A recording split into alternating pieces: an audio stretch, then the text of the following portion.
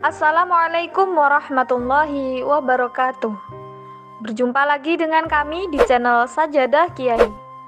Kali ini kami akan membahas Kisah sahabat Nabi Khalid bin Sa'id bin As, kebesaran jiwa seorang sahabat.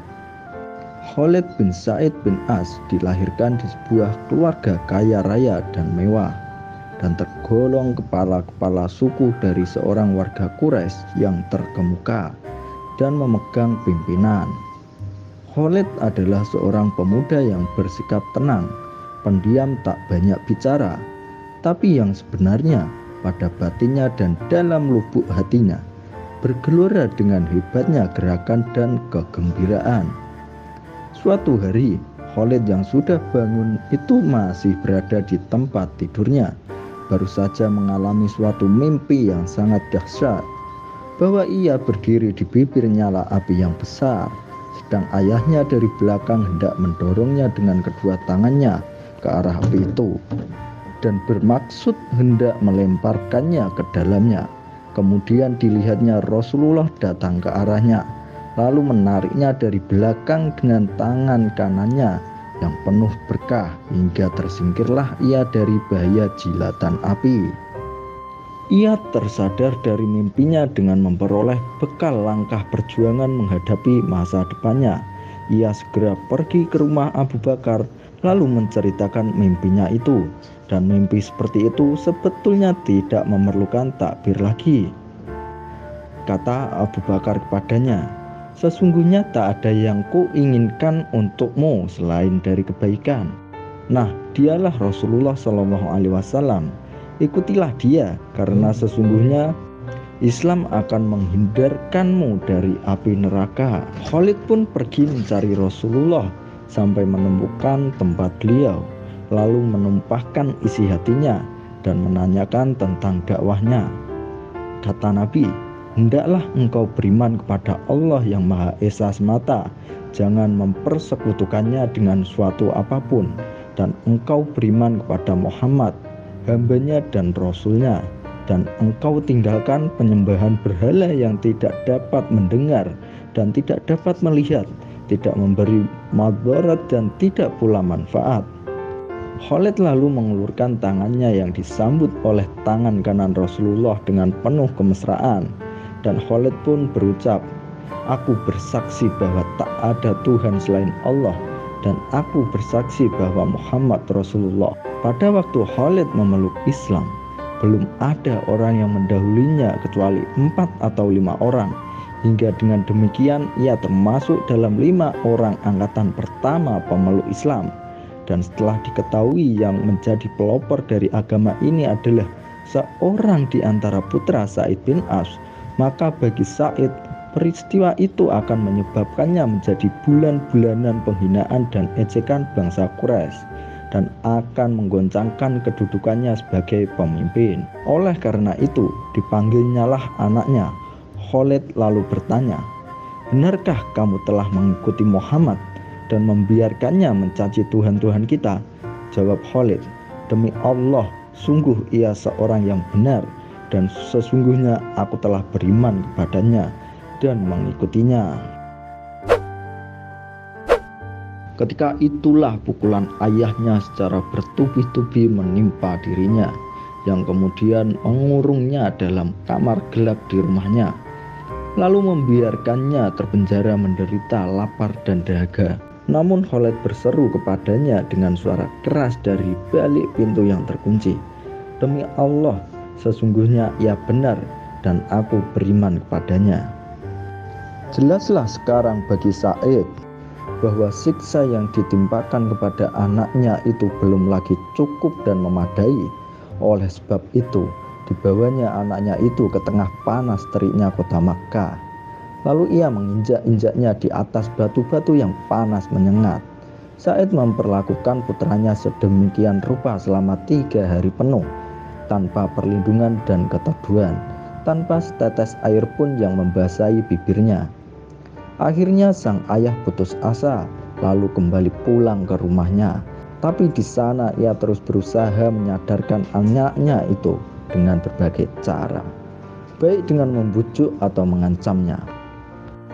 tetapi Khalid berpegang teguh kepada kebenarannya.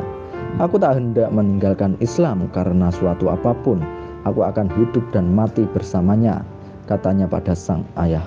Maka berteriaklah Sa'id, kalau begitu enyahlah engkau pergi dari sini, anak keparat. Demi Lata, kau tak boleh makan di sini. Allah adalah sebaik-baiknya pemberi rezeki, jawab Khalid. Kemudian ditinggalkannya rumah yang penuh dengan kemewahan dan kesenangan itu. Demikianlah Khalid melalui bermacam derita dengan pengorbanan dan mengatasi segala halangan demi keimanan. Dan sewaktu Rasulullah memerintahkan para sahabatnya hijrah yang kedua ke Habasyah, maka Khalid termasuk salah seorang anggota rombongannya. Ia terdiam di sana beberapa lamanya, kemudian kembali bersama kawan-kawannya ke kampung halaman di tahun yang ke-7. Mereka dapatkan kaum muslimin telah membebaskan Khaybar.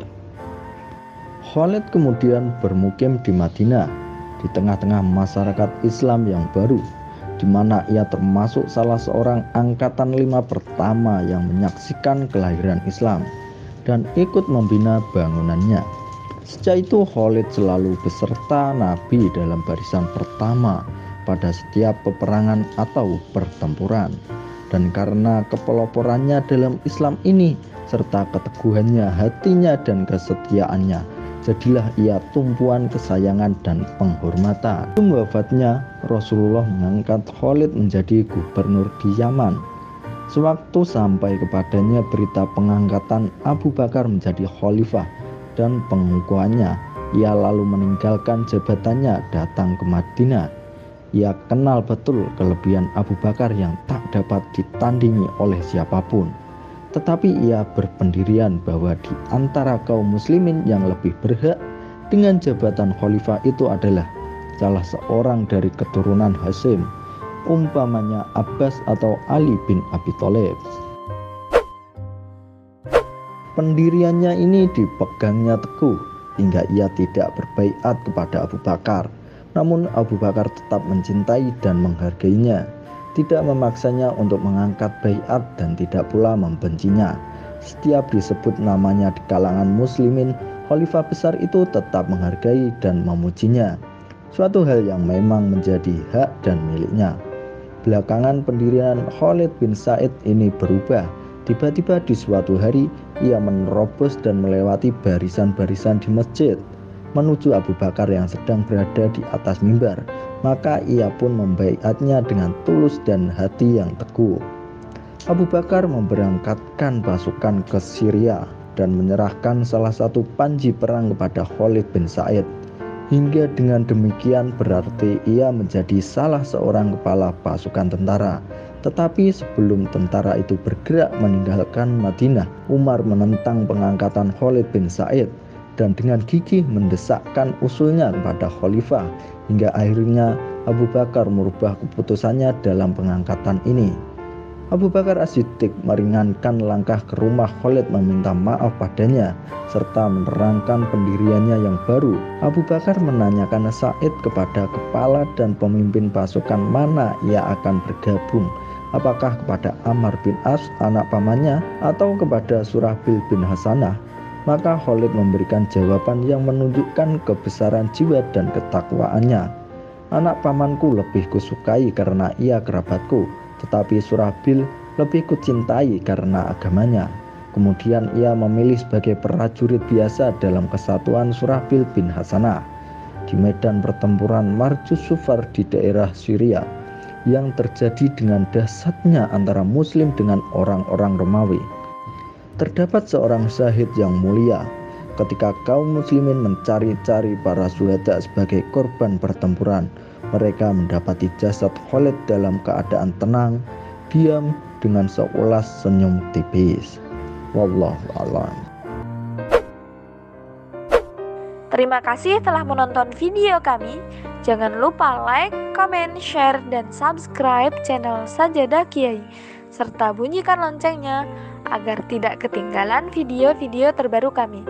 Dengan mensubscribe berarti Anda mendukung channel kami serta membuat kami lebih semangat dan konsisten dalam membuat video-video terbaru.